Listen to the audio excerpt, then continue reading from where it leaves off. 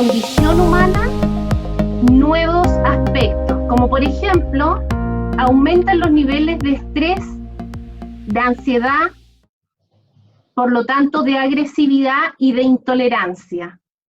Eso es en cualquier contexto, penitenciario, hoy día todos juntos, el niño que está castigado, en fin. Todo lo que nos prive altera nuestros niveles de estrés, de angustia, de ansiedad y promueve una condición de agresividad, de intolerancia. Por lo tanto, hoy en día, nuestros hogares pueden convertirse en espacios en donde se generen episodios de violencia. La violencia no es solo física y psicológica. Hay otro tipo de violencia como la indiferencia, la apatía, el anular a un otro, el distanciarse sin que el otro comprenda el motivo, eso también es violencia. Y hay personas más sensibles que otras, además. Al estar encerrados o confinados, la cuarentena activa en nosotros sistemas cognitivos, pero a modo de supervivencia. Esto es bien clínico, pero es para que ustedes comprendan que todos estamos en esta misma condición. ¿Qué quiere decir que activa nuestros sistemas cognitivos de supervivencia? Es que activa un sistema nervioso que se llama simpático, que tiene que ver con nuestro sistema reticular, primitivo, visceral. Cuando se activa el sistema nervioso simpático, se desactiva algo que se llama corteza frontal.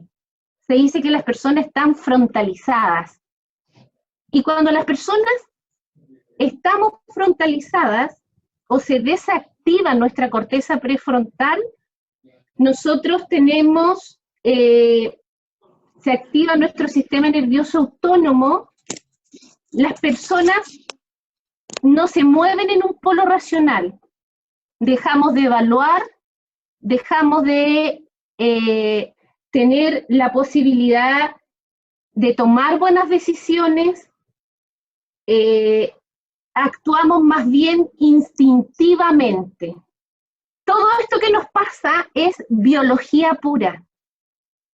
Por eso que a veces los padres, castigando a los niños o los recintos penitenciarios, no se entiende mucho por qué se exacerban estados de agresividad o de violencia. Bien, se activa el sistema nervioso simpático. Por lo tanto, se anula el sistema prefrontal en donde tomamos buenas decisiones, evaluamos, exacerbamos las posibilidades de peligro que no existen. Dentro de este escenario de aislamiento, toma una relevancia muy importante el trabajar estrategias de comunicación, porque obviamente todos confinados, todos 24/7, algunos con espacios físicos más amplios que otros, se tiende a crear conflictos, a crear diferencias, incluso nosotros mismos, con nuestros hijos, nuestras parejas, en fin. Entonces hay que echar mano a estrategias para abordar de mejor manera estos conflictos.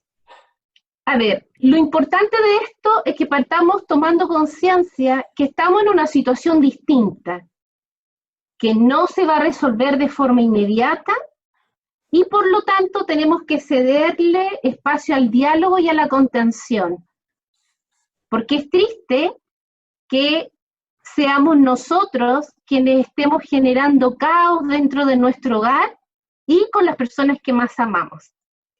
Ahí dice familia saludable, no hay familias perfectas, hay familias funcionales y familias disfuncionales. Dentro de eso, la psicología clínica apunta a trabajar con las familias más bien saludables.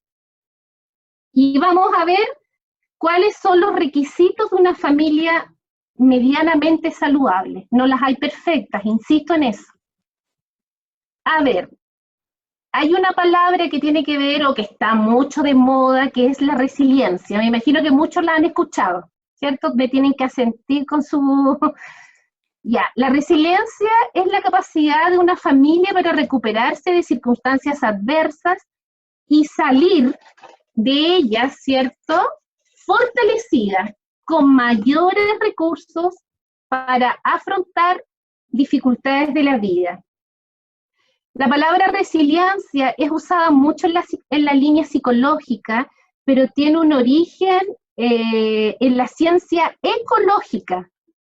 La emplearon por primera vez cuando un bosque fue arrasado por un incendio y se descubrió la capacidad del bosque que tiene para regresar a su estado inicial. ¿Por qué quise mencionar esto? Porque a lo largo de la vida, hermano, nosotros nos vamos volviendo expertos en algo. Algunos expertos en su trabajo, en lo que desempeñamos, el que es músico experto en música, el que es experto en teología, cada uno en lo que va haciendo. Y esta es una opinión muy personal. Creo que a veces la vida, las circunstancias, siempre permitido por Dios, permiten que nosotros seamos llevados a circunstancias extremas. ¿Ustedes han visto un árbol redondito, bonito, con varias hojitas? ¿Cuál es la única posibilidad de que ese árbol reverdezca, de que ese árbol dé un nuevo brote? Para que un árbol frondoso, bonito, que uno no le haría nada porque está completo, como nosotros en nuestras vidas, la única forma que reverdezca es quebrando una hojita. De algo adverso da la oportunidad de surgir algo nuevo. ¿Se entiende la analogía? Desde las circunstancias adversas, uno puede adquirir nuevos recursos para una superación y adaptación familiar. Como una unidad, somos una unidad absolutamente. Bien, ahora vamos a ver que en todas las familias nosotros tenemos ciclos familiares, ciclos de pareja o de matrimonio y ciclos también personales o individuales. Todos estos procesos en sí mismos presentan crisis normativas, como por ejemplo les voy a mencionar una crisis familiar normativa, que quiere decir que es esperable y que aportan al desarrollo y al crecimiento de la familia, como por ejemplo cuando son 2 y pasamos a ser 3, de la diada a la triada, cuando nuestros hijos comienzan a ir al colegio, cuando nuestros hijos son adolescentes, cuando nuestros hijos dejan el nido. Cada una de esas crisis es normativa, es esperable dentro del proceso. Pero hay otro tipo de crisis, que es la no normativa, y que van más bien de la línea, se categorizan como catastróficas, porque son crisis no esperadas, son crisis que son más bien accidentes externos, pueden ser salud, pueden ser catástrofe, pueden ser todo lo que sale de nuestra posibilidad, son crisis no normativas. ¿Alguno me podría decir esto de la pandemia sanitaria que estamos atravesando, cuál de las dos crisis sería? No normativa. No normativa, perfecto, Pastor Robinson. Pero déjenme decirle que además dentro de esta crisis no normativa, todos nosotros como familia atravesamos nuestras propias crisis normativas. O sea, estamos con hijos adolescentes, estamos con hijos escolares, estamos con hijos que tienen planificado irse o que se fueron. Algunas parejas están atravesando por separaciones. O sea, crisis normativas, además le sumamos esta gran crisis no normativa. Quiero mostrarles Ante las crisis, uno debe identificar como familia factores protectores y si no los tenemos, es importante trabajarlos o promoverlos. Por ejemplo, una comunicación clara y efectiva. Quienes asistieron al encuentro matrimonio, algo de herramientas adquirimos ese día, ¿cierto? Después está la adaptación de la familia al medio, a este nuevo medio, a esta nueva demanda, a esta nueva necesidad. Luego tenemos lo favorable de organizar una familia flexible. Y aquí es donde clínicamente me he escuchado con mucho conflicto, en donde todos estamos trabajando, en donde todos estamos en la casa y siempre hay uno o dos que se llevan el peso de todo. No voy a preguntar en qué familia se da, pero cada uno se va identificando. Otro factor protector sería el sentimiento de confianza en sí mismo y en los otros miembros. Como por ejemplo, yo amo ser mujer. Vive Dios que amo ser mujer. Pero todas nosotras sabemos que nadie hace las cosas como nosotras. Y eso no favorece el desplegar la confianza en otros. Si cada uno hace su cama, que la haga como puede, no es a mi modo. Si yo cocino y voy lavando los utensilios, tengo que confiar en el que cocina y los lava al final. Son ejemplos que a lo mejor no pasan en su casa, pero las caritas con risa a mí me dicen que sí, que algo de eso hay, ¿cierto? Bien. Por último, promover la solidaridad y la colaboración en el enfrentamiento y la resolución de los conflictos. Hoy, como es más o menos acotado el tiempo, vamos a abordar una comunicación efectiva y algunas herramientas o técnicas para enfrentar los conflictos. Aquí quiero que cada uno se centre en lo que ve. Por ejemplo,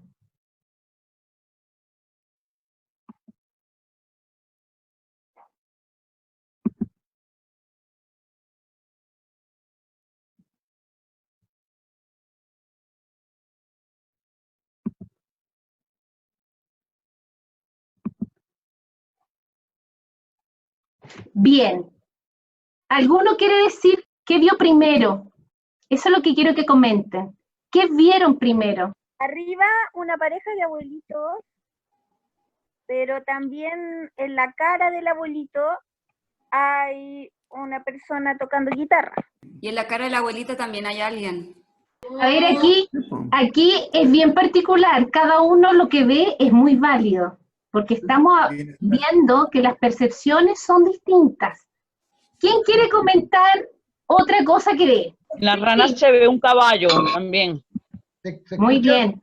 Yo veo como un candelabro en la figura de las personas. Muy bien. Muy Sí. bien. A dos personas, uno tocando guitarra y una mujer al frente, en la cara de la abuelita. Ya, muy bien. A ver, lo importante de este ejercicio de percepción es que todos viendo lo mismo, podemos ver distinto, pero además podemos ver primero algo que el otro no vio. Cuando nosotros vamos a comunicarnos con un otro llamado hijo, llamados papá, llamados sobrinos, tíos, con quien nosotros estemos hoy conviviendo, lo primero que tenemos que identificar es que el otro tiene un prisma distinto. Aquí algunos efectivamente ven primero la imagen de los abuelitos, otros primero ven el candelabro, otros primero ven esta pareja disfrutando. En esta imagen que ninguno mencionó, ven todos una mujer mirando, ¿cierto?, de lado, pero también muchos ven a la abuelita. Y efectivamente la rana, cuando la giro, es un caballo. Pero ambos, quien ve la rana, quien ve el caballo, quien ve la mujer mirando de lado y quien ve la abuelita, ambos tienen razón. Esa es la primera herramienta que nosotros debemos internalizar. A ver, cuando uno comienza una conversación con alguien, lo primero que tiene que identificar es que un otro distinto. Y que todos tenemos perspectivas distintas y que dentro de esa mirada están mis propias expectativas, mis propias necesidades, lo que busco y lo que quiero del otro. Todos tenemos distintas formas de aproximarnos a la realidad. Eso según cómo la percibamos. En este ejercicio quedó clarísimo que es así, en un pequeño ejercicio. Además, ¿por qué es importante la perspectiva? Porque al observar el contexto se pueden integrar distintos aspectos.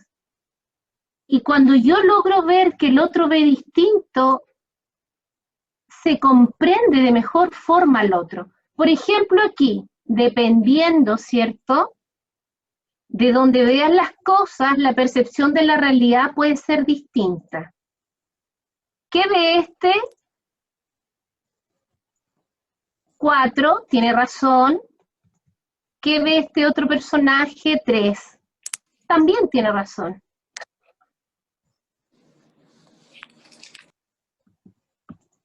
¿Qué ve este personaje? Un 6. ¿Qué ve este otro personaje? Un 9. Paradojalmente, hermanos, para lograr una cercanía en un diálogo hay que tomar distancia. Distancia de mí para acercarme al otro. Puede sonar bien poético, pero créanme que no tiene nada de poesía. Esto es verdad. A ver, ¿cómo saber bien si entendí lo que me acaban de decir? Chequeando. Escucha atenta.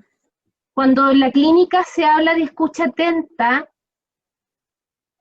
es ejercitar, escuchar al otro en su totalidad. Lo que nos ocurre en nuestra condición humana es que siempre cuando escuchamos a un otro, vamos automáticamente generando una respuesta. No lo escuchamos. Vamos produciendo la respuesta de forma instantánea. No integro el mensaje en su totalidad, porque quiero responder, y cuando estoy molesta, quiero debatirlo. Todo lo que me está diciendo, en mi interno lo estoy cuestionando. Es imposible escuchar de forma activa o de forma atenta. Y eso nos pasa a todos. Hay que ser consciente en escuchar al otro sin generar respuesta, sin generar cuestionamientos de lo que me dice. Ese es un ejercicio maravilloso. Todos podemos alcanzarlo. Corroborar si entendí bien el mensaje. Para chequear es cuando alguien me menciona una molestia, yo debiese recoger lo que el otro me dice. ¿Alguno se atreve a hacer ese ejercicio? O tiene que estar en pareja, por supuesto.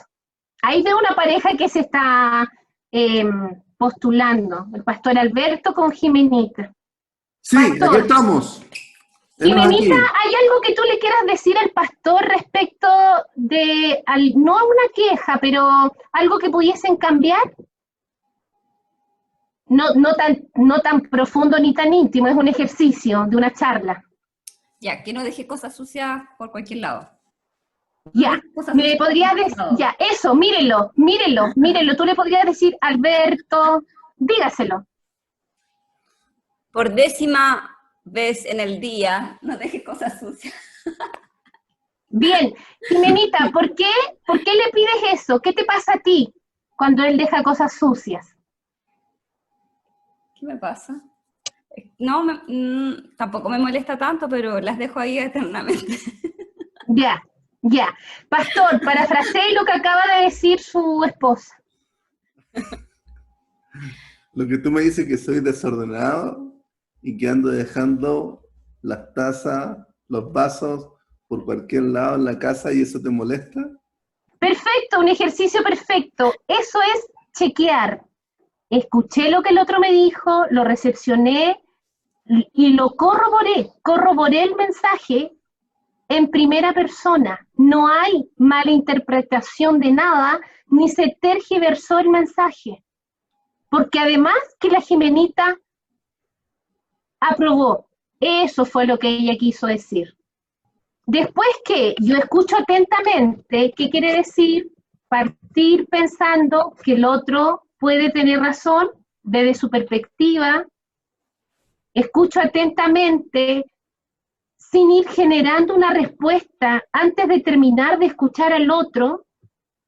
Corroboro si entendí bien el mensaje, parafraseando, ¿cierto?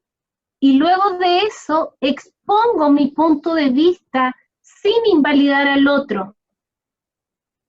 En este caso, él podría decirle, sin invalidar el punto de vista de ella, él podría decirle, Jimena, me doy cuenta que te molesta que yo deje todo tirado, lo hago sin darme cuenta, lo hago porque lo olvido, pero lo tendré en consideración. ¿Ven que suena bonito? Y creo que la molestia de Jimenita decanta, porque el otro entendió el mensaje y expuso su punto de vista sin invalidarla. ¿Se va entendiendo? Consulta, Soler. ¿Sí, Joana? Esto también obviamente es para los hijos, la relación de padres con hijos, ¿no? Por Solamente supuesto. No, Joana, qué rico verte y qué rico escucharte. No, estamos abordando lo relacional en las dinámicas en general de las familias. Fraternal, de pareja, todos los sistemas que se dan dentro de una familia. Y esto es para la vida, hermanos. Esto es muy replicable y tremendamente favorable en el ámbito laboral también. Sigamos. Esto, ojalá, fuera una máxima en nuestras vidas. Es probable que yo esté equivocado. Si todos pensáramos eso, tendríamos un alto porcentaje avanzado para disolver el conflicto. El conflicto, yo hoy quiero promocionar una mirada distinta del conflicto. Conflicto, un camino hacia la paz. ¿Por qué? Antes de continuar, ¿hay alguna pregunta respecto de lo comunicacional que acabamos de abordar? Yo tengo una pregunta. Dígame, Abril. Por ejemplo, ¿qué puede hacer uno si pasa, por ejemplo, como el ejemplo de la señora Jimena y el pastor Alberto? Si el pastor Alberto le parafrasea a ella, ¿verdad? Sí. Y él le habla así bonito, que lo va a tomar en consideración, pero si eso no, o sea, si él lo dice, pero si después no lo hace, ¿qué actitud entonces debe tomar ella? Bueno, yo creo que ahí, Abril, tendría que venir una actitud de parte de Jimena también desde un diálogo o desde un relato real.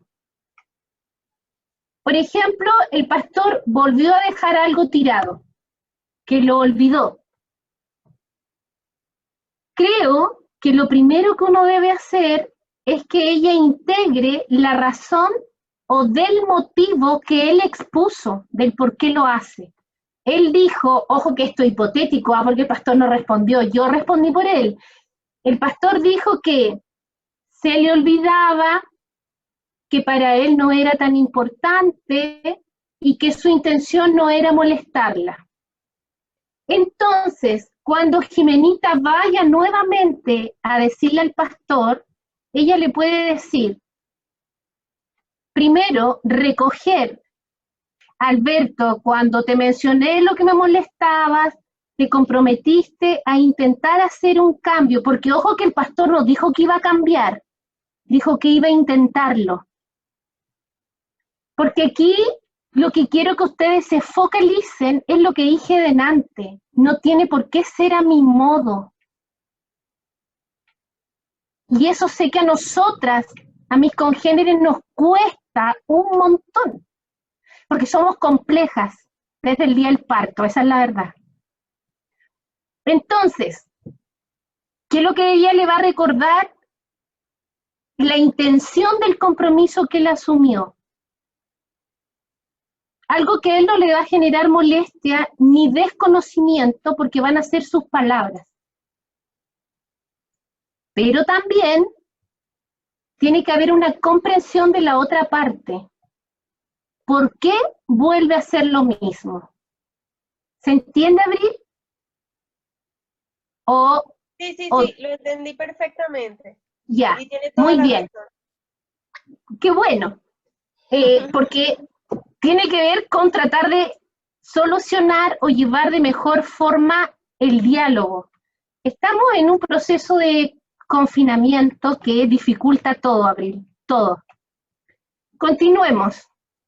El conflicto puse un camino hacia la paz porque hay una teoría en esa línea que me encanta y que creo que como cristianos es la que debemos practicar.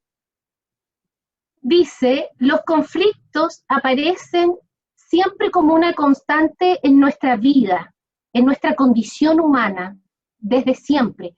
Siempre pareciera ser que estamos expuestos, siempre pareciera ser que la vida nos lleva a distintos conflictos morales, laborales, relacionales, comunicacionales, en fin, hay muchos. Los conflictos además en el mundo en general están instaurados en nuestros sistemas cognitivos como la cultura del litigio, en donde si hay un conflicto hay uno que pierde y hay uno que gana. Esa es lo que todos más o menos conocemos, ¿cierto? Lo que significa un conflicto. Cuando uno tiene esa mirada de la cultura del litigio, primero hay una dificultad entre ambas partes o todas las partes involucradas. Luego se empobrecen las vías de las soluciones posibles cuando uno tiene esa mirada de conflicto. Porque como que se entorpece aún más la relación. En cambio, cuando uno ve el conflicto con una mirada transformadora, es tremendamente más saludable y reparador para cualquier tipo de relación. Por ejemplo, a través del diálogo, que estamos aprendiendo, ¿cierto?, algunas técnicas. ¿Cuáles eran? Escucha atenta, en donde yo no voy cuestionando al otro, ni quiero rebatirlo. El parafraseo, que muy bien hizo la pareja que nos hizo el ejercicio. Y luego exponer un punto de vista propio sin invalidar el otro. Las consecuencias de esta mirada transformadora es que obviamente transforma la relación de las partes y algo muy hermoso es que se reconoce y se identifica la singularidad de la otra persona. Eso uno lo deja de ver en los conflictos, porque la guerra es que estamos en nuestras posiciones. Y para llegar a un acuerdo hay que salirse de las posiciones y centrarse en el interés. Y eso es muy difícil, eso hay que practicarlo.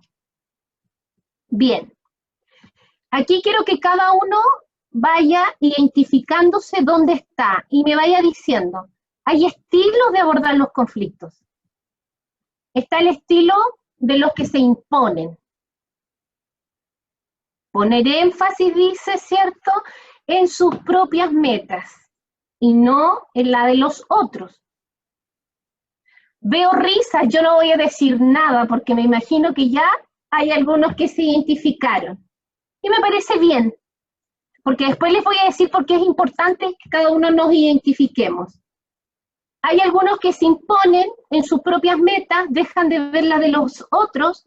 Esa es una metodología asertiva, porque además da argumentos objetivos y da argumentos que al resto le parecen válidos. Y eso está bien, pero esta postura no es cooperativa, no integra a un otro. Luego tenemos, aquí muchos van a levantar la mano o me van a decir que están ahí. Es el estilo de evadirse. Evita los temas en general. No pone en la mesa ni sus demandas, ni sus necesidades propias, pero tampoco la de los otros. Quien evade los problemas o las dificultades no es ni asertivo ni colaborador. Después tenemos quienes ceden. Siempre satisfacen los deseos de los demás, anulan o dejan de lado los propios. Bien, esta postura no es ni cooperativa, ni es es cooperativo, pero no es asertivo. Porque los costos personales aquí son muy altos, porque queda algo que los psicólogos cognitivo-conductual llamamos pensamientos rumiantes. Cedo por el otro, pero hay algo que no me queda tranquilo, porque los costos son muy altos. Hay otro estilo que es el colaborador, pone énfasis en todas las partes, en los intereses de todas las partes, y este es asertivo y es cooperativo. Y por último está el que negocia. Presta atención a todas las necesidades, pero además se centra en encontrar una solución oportuna, pero para todos. Este también es asertivo y también es colaborador. Yo sé que aquí nos cuesta mucho identificar en dónde estoy, pero nos cuesta muy poco identificar al de al lado. Tú te impones, tú cedes. ¿Alguno me quiere mencionar dónde se identificó? Leo, ¿dónde se identificó? Colaborar. En lo colaborativo, muy bien, muy bien. ¿Por qué les hice este ejercicio? Soledad. Porque, sí, Soledad. Pastor, dígame. Laritza, por favor, ella también quiere opinar. Sí, buenas noches. ¿Cómo están? En el que yo más o menos me identifiqué es en la palabra negociar. Muy Porque bien. uno siempre para evitar o evadir conflictos o hacer a sentir mejor a los demás, uno siempre trata como de ceder, se colabora con esto. Y a veces ando a ser un amigo porque dejo de sentirme cómoda o dejo de expresar cómo me siento y hago las cosas por complacer a los demás. Y sé que eso no está bien. No. A ver, este ejercicio de identificar los estilos de abordar los conflictos es importante, como por ejemplo, si yo me doy cuenta que siempre me impongo y me doy cuenta que mi pareja siempre cede, tengo que tener una apertura de identificar el estilo de mi pareja y de saber cómo me planteo yo. Se entiende que un conflicto es de dos. Ahora no me quiero imaginar en las parejas que ambos se imponen, pero bueno, vamos a tener herramientas para trabajar todos los estilos, porque, por ejemplo, muchas mujeres en el desarrollo del ejercicio clínico se quejan que los hombres se encuentran mucho en el evadir, evaden todo, no asumen discutir, pero yo no sé si es evadir, pero el conflicto a lo mejor sí. Pero más allá de cuestionar al otro o cómo lo hace el otro, yo creo que cada uno tenga un trabajo personal y se identifique en dónde estoy. Desde aquí me muevo, esta es mi vereda, esta es mi mirada. No es para que me lo digan, yo agradezco a la Dix, agradezco a Leo porque porque hay un reconocimiento. Y como muy bien dice Leo, uno en algún momento pudo haber, en la juventud es más impetuoso, con los años uno va decantando ese espíritu impetuoso y se va volviendo un poco más conciliador. Eso lo da la experiencia. Y como cristianos ni hablar, eso lo debiera dar una relación directa con Dios. Pastor. Soledad, dos opiniones. Verónica Cáceres quiere hacer una pregunta. Perfecto. Sí, ahí, ¿aló? Sí. Verónica, ahora la veo. Sí, es que estaba escribiéndola, pero en verdad quería preguntar si, por ejemplo, yo me encuentro que a veces soy, para afrontar algunos conflictos, evasiva. ¿Ya? Y en otros, negociadora. Pero depende si estoy con qué personas. Si soy de Muy bien. de mi familia, soy negociadora. Pero cuando no tengo confianza y la gente como que no la conozco tanto, evasiva. Entonces, a veces en el trabajo soy más evasiva. Pero en cosas familiares y con amigos y cosas que me importan más, soy negociadora. Eso porque hay un mayor conocimiento. Sí, se puede aprender a mejorar, no quiero ser evasiva siempre. No. La gente, pero también me pasa como con gente que, como que, lo quiero decir, va a sonar horrible, pero como que no me importa tanto, como que no me afecta tanto. Sí. Eso. Pero, Verónica, gracias por la pregunta, pero sin embargo no lo veo a lo mejor como no interés. Yo creo que estás en posición de ser más negociadora, porque para ser un buen negociador hay que tener un mayor conocimiento. Por eso que vas con mayor confianza a ser negociadora con los seres que quieres, porque hay un mayor conocimiento. Y vas más segura a conducir el fin o la resolución final. Pero al ser evasiva, en el contexto laboral se puede tomar también como un resguardo, como faltas de herramientas para enfrentar un conflicto. Pueden ser todas las anteriores. Claro. Sole, una opinión de Tania y Boris. Sí, no, lo que yo comentaba ahí por el chat era que existen ocasiones en que, o en general los conflictos, por lo menos nosotros aquí con Tania o también en nuestros contextos laborales, que cada una de las formas que uno utiliza son bastante mixtas. Hay veces que uno cede, por ejemplo, si hay algún tema que en realidad para mí no tiene interés y se tenga que resolver, tal vez Tania decidirá, en otro yo decidiré. En los temas más importantes muchas veces o negociamos o colaboramos, pero yo creo que la mayoría de, cuando uno habla de todos los conflictos, yo creería que son más bien mixtas las formas de resolver.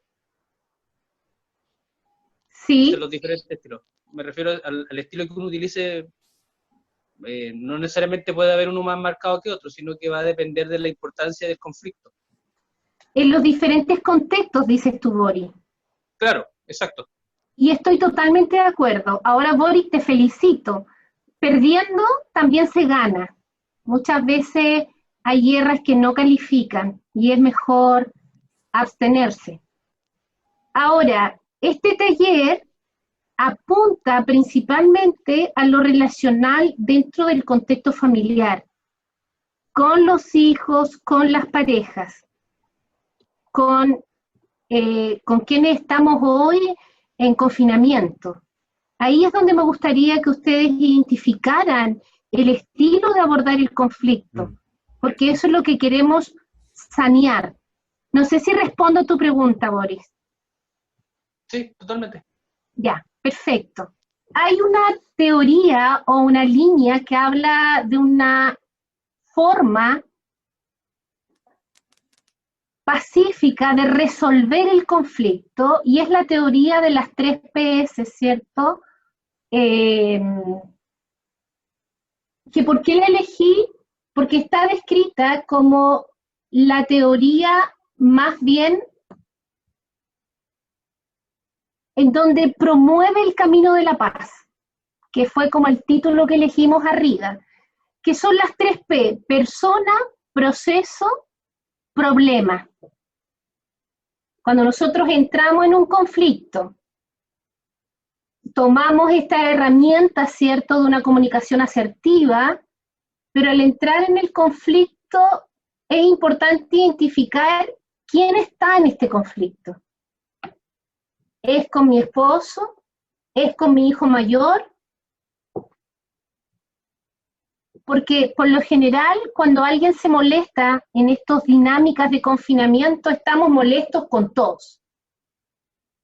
No sé si les pasa a ustedes, pero la molestia parece que se expande y perdemos visualizar con quién es mi diferencia, quiénes están involucrados en esta diferencia, cómo luchamos. Aquí es donde cada uno se debe identificar, si se impone, si cede, si colabora. ¿Se va entendiendo? Y porque además las diferencias tienen un inicio, un punto de pic, y decantan. Cuando decantan hay que, ojalá, focalizarse en que sea de la mejor forma. ¿Y por qué discuten? Porque tristemente muchas veces no se tiene claro por qué. Son tantas cosas al mismo tiempo, pero ninguna en específico. Es raro, pero se da. Más común de lo que nosotros creemos. Para que se llegue a una resolución en el conflicto familiar o de pareja, entre hermanos, filial, padre, hijo, es muy importante que las partes se desempantanen. ¿Les viene como una imagen? Es como cuando uno está empantanado es difícil movilizarse, uno está ahí. Y cuando más se mueve, y cuando más aletea, y cuando más rabea, pareciera ser que la persona más se hunde. Entonces, para desempantanarse, hay que respirar, hay que calmar, hay que ampliar esta visión, ampliar mi perspectiva, pensar además de qué manera me voy a enfrentar, y ahí se va decantando. No sé si todos tienen la imagen, pero yo la tengo aquí. Es más, me sumergí en ese pantano cuando estoy molesta. El de al frente no tiene cara todavía porque no se me vino ningún ejemplo puntual. Bien.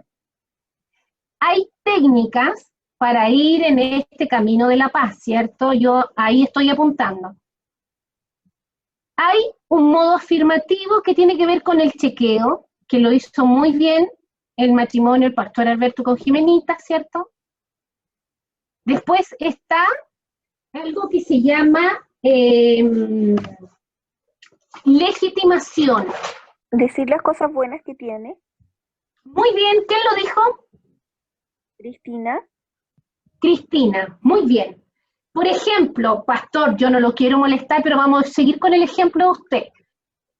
Usted, por ejemplo, cuando Jimenita le dice a Alberto, me molesta que no seas ordenado, me molesta que dejes todo tirado, usted podría decirle, aquí la va a legitimar, aprendan esto que es muy, muy importante. Jimenita, valoro, veo, identifico que tú eres una mujer ordenada, que te gusta tener nuestro hogar limpio, que te gusta tener una armonía en nuestro hogar, y puedo comprender que te moleste que yo sea desordenado. La legitimación de un otro siempre tiene que ser verdadera. Porque ¿quién más que nosotros identificamos la virtud o la verdad del otro? Aquí me voy a poner en un ejemplo. Si Andrés, por ejemplo, un día me dijera que le encanta como yo cocino, ahí esa legitimación no sería válida porque no se la creería, porque yo no cocino.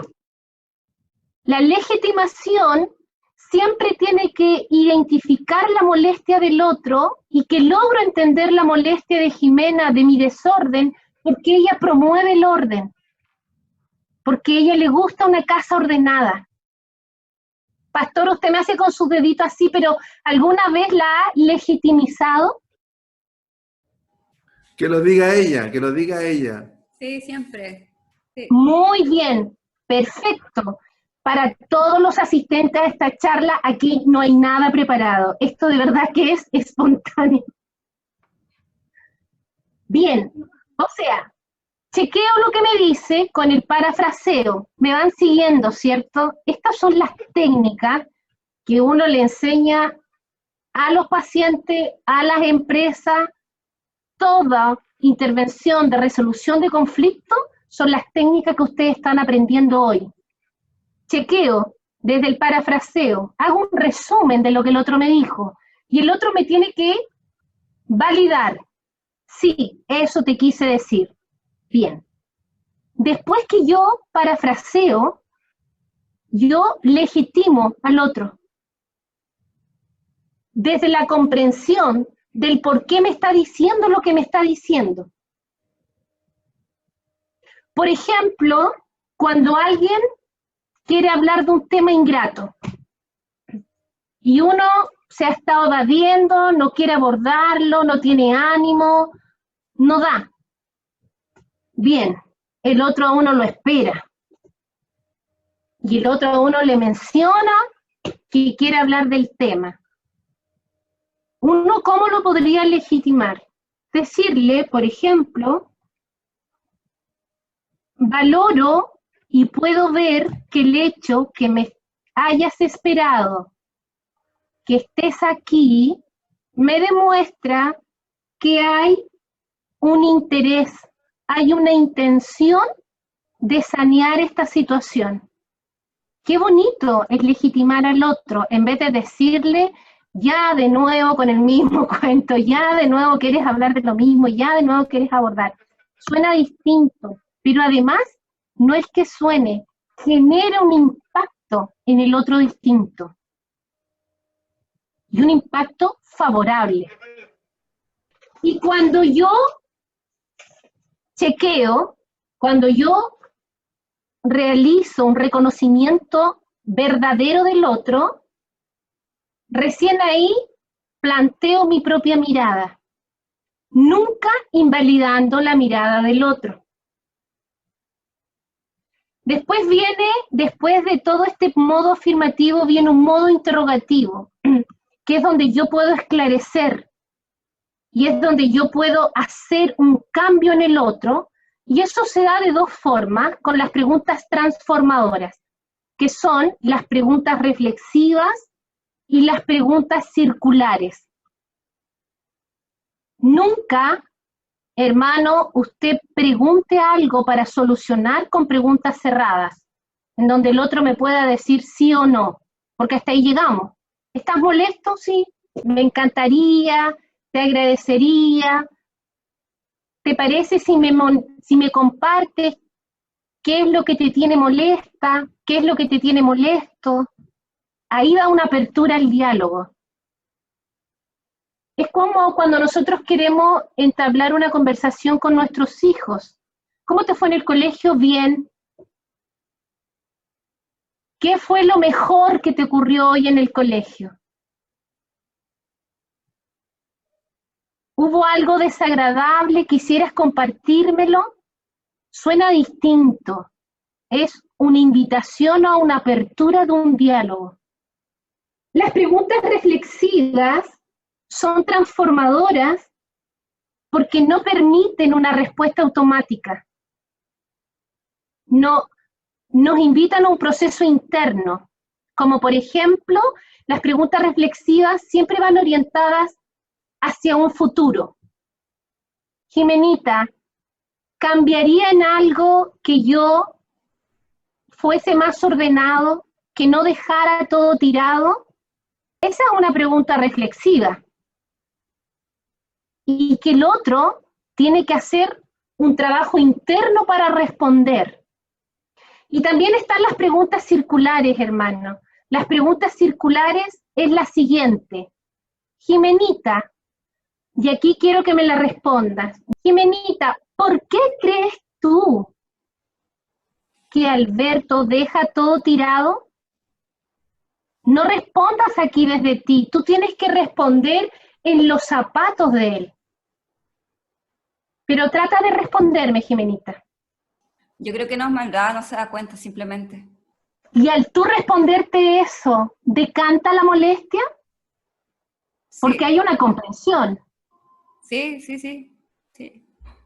Bien. Las preguntas circulares siempre es preguntar a uno, pero que responda desde el otro. Son preguntas transformadoras, reflexivas, circulares. Son las preguntas por excelencia para tratar de avanzar en un conflicto. Hermanos, antes de dar término a esta charla, ¿hay alguno que haya quedado con alguna duda? ¿Hay alguno que quieras clarificar algo? Es la oportunidad ahora. Sí, gracias por darme la palabra. Con respecto a una de las técnicas, el modo interrogativo, habla sobre las preguntas transformadoras. En la parte de circulares... Clarita, respondiendo un poco a tu pregunta, las preguntas circulares es responder desde el zapato del otro. Es, por ejemplo, que Larixa diga, bueno, entiendo que mi esposo es desordenado, primero porque es distinto. Segundo, porque a lo mejor no es tan imperativo para él tener un orden en la casa como lo es para ti. Pero de seguro que él no, o es un poco desordenado, pero no tiene como fin molestarte. Es responder desde el otro, no desde ti, ni desde lo que tú esperas del otro, ni desde lo que tú quisieras del otro. Porque uno tiene un conocimiento de la pareja, de los hijos, de los hermanos, de los padres, y uno está en capacidad, porque estas preguntas circulares o reflexivas, uno no las puede responder desde un desconocido, pero con quienes convivimos sí, absolutamente. No sé si quedó más clarificado, Larixa. Súper claro, ya lo puedo entender. Me alegra. ¿Alguien más? Hola, Soledad. Las preguntas recursivas, por ejemplo, a mí me pasa también con mi esposo que yo trato de ser más organizada y más por mis hijas que dejarle un patrón de conducta del orden y la limpieza. Mi esposo no es tanto, pero en la pregunta recursiva yo me la he hecho y de hecho mi esposo me responde y el punto, o sea, la perspectiva de mi esposo es no podemos ser tan organizados porque la vida pasa y no podemos recordar nuestra vida siempre teniendo todo en orden y todo tan limpio. Y sí tiene razón, yo pienso sí tiene razón, pero aún así me cuesta, o sea, y eso me cuesta abordarlo, porque yo respiro profundo y sé cuál es su respuesta, la analizo, la valido, la acepto, pero aún así me cuesta tomarla, pues. Entonces, todavía, ¿cómo podría abordar eso sabiendo su respuesta y que tiene lógica? Bueno, lo primero que veo, Ana, es que tú integras, en este caso, a tu esposo, y eso es tremendamente favorable, porque no solo lo integras, sino que además le das favor de su planteamiento. Eso es un reconocimiento. Ahora, que siga molestando tiene que ver con una estructura de Ana. Tiene que ver, yo le preguntaría a Ana lo siguiente: ¿por qué para Ana es tan importante el orden? La limpieza estamos de acuerdo, y con toda esta contingencia sanitaria es más que necesaria. Pero es Ana la que tiene que responderse el por qué el orden excesivo, porque está muy bien tener virtudes o tener cualidades, pero cuando se van a un polo en donde se vuelven tortuosas, se vuelven disonantes para mí, para mi contexto, no son tan sanas, Ana, porque no solo perturban a un otro, te perturban a ti en primera persona. Entonces la pregunta es, ¿por qué para Ana es tan importante el orden?